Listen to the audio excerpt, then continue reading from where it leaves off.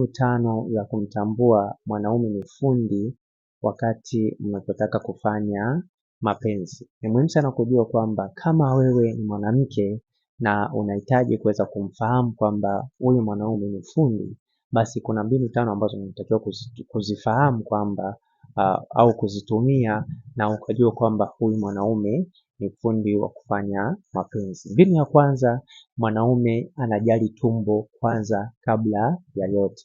Hii ni mojawapo ya mbinu ambayo inaweza ikakufanya ukamtambua kwamba huyu mwanaume anajua kufanya mapenzi, kwa sababu mwanaume anajua kufanya mapenzi huwa hana papara kufanya mapenzi. Kwanza kabisa anakuambia tule kwanza. Kwa hiyo hii ni mojawapo ya mbinu ambayo inaashiria wazi kwamba huyu mwanaume anajua kufanya mapenzi. Na pia mbinu ya pili ni mbinu ya kukuambia kwamba twende kuoga.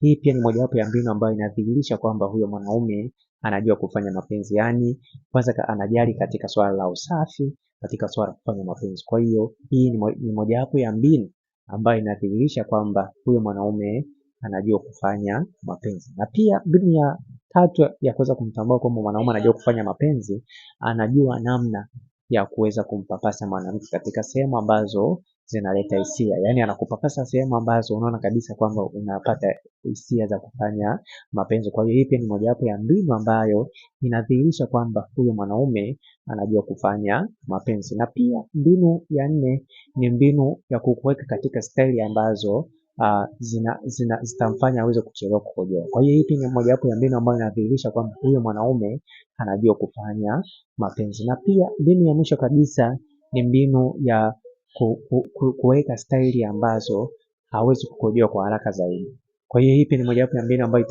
itakufanya uweze kujua kwamba upo na mwanaume ambaye anajua kufanya mapenzi. Kama unahitaji ushauri au video za kufanya mapenzi, hakikisha unanicheki WhatsApp kwa namba 0713728736. Kumbuka pia kama upo nje ya Tanzania, anza na jumlisha 255